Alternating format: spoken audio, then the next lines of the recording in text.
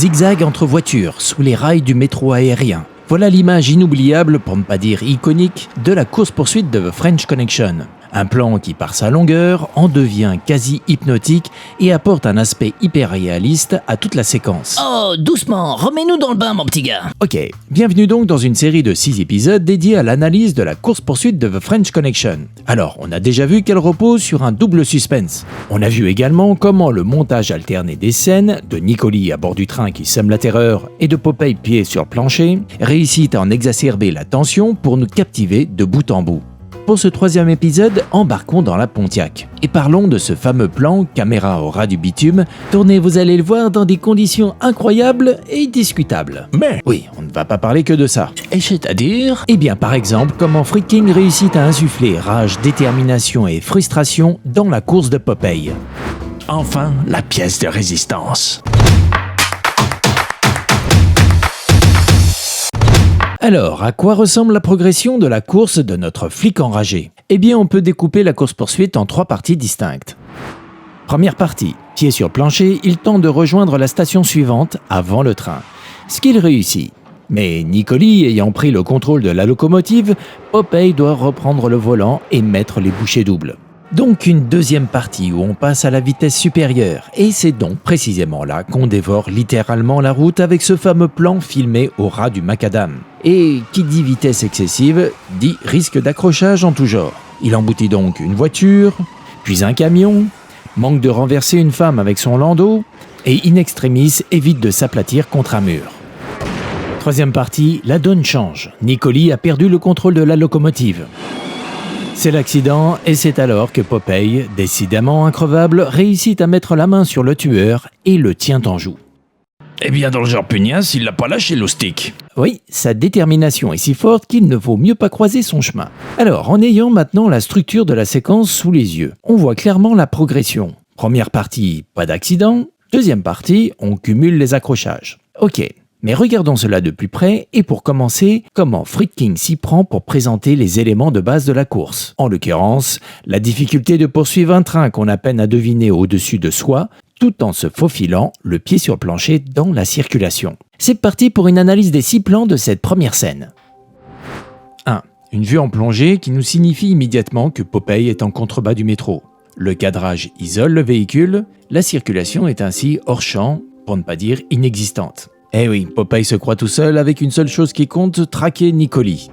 L'impression est renforcée par le plan 2, qui est lui toujours en plongée, avec les yeux de notre héros rivés sur les rails au-dessus de lui.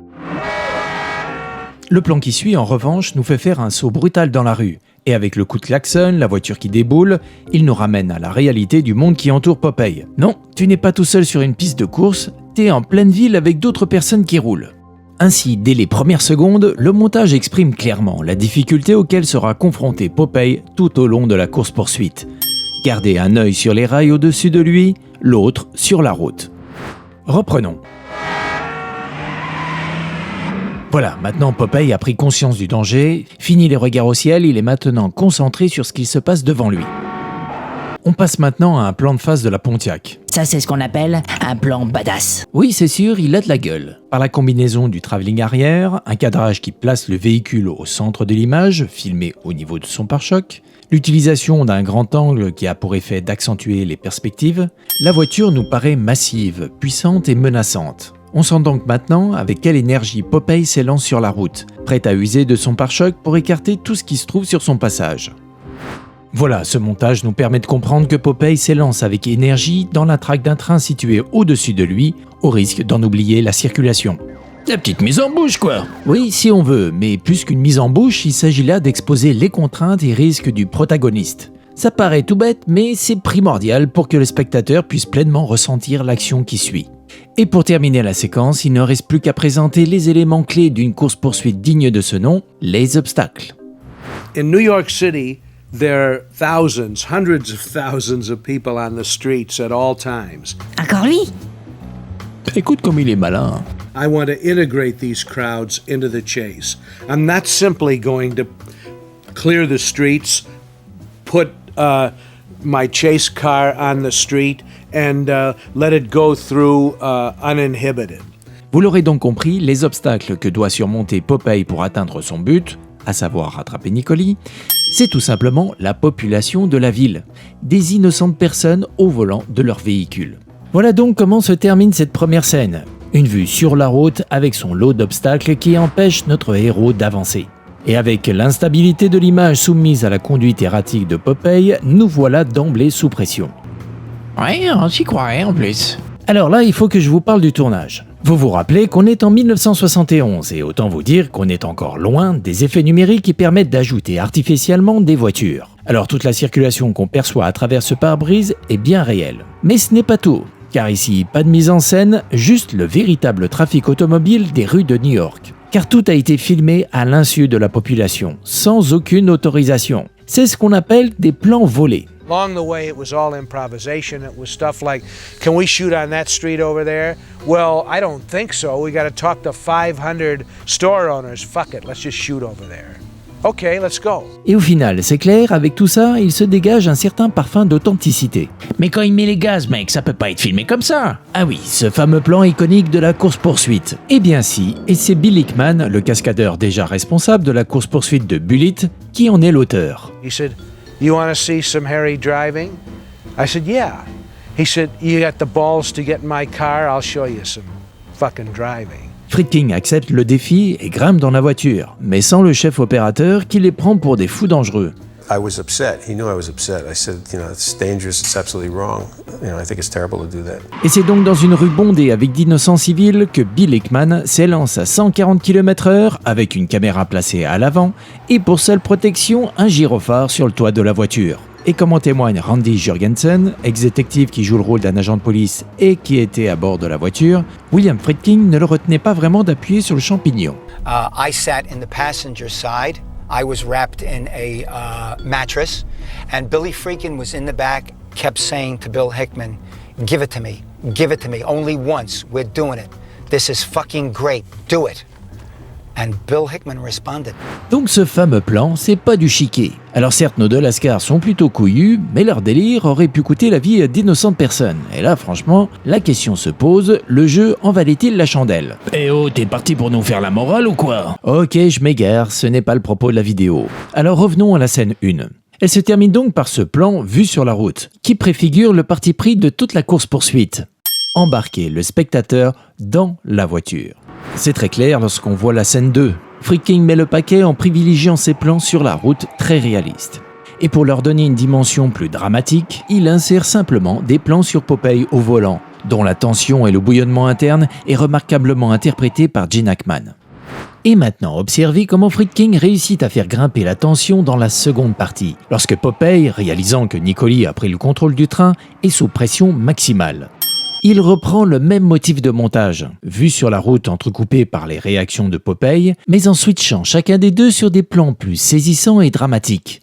De la vue intérieure à la voiture, on bascule en effet sur le fameux plan filmé à 140 km/h, au niveau du pare-choc et au ras du macadam, en grand angle exagérant ainsi les perspectives et la vitesse.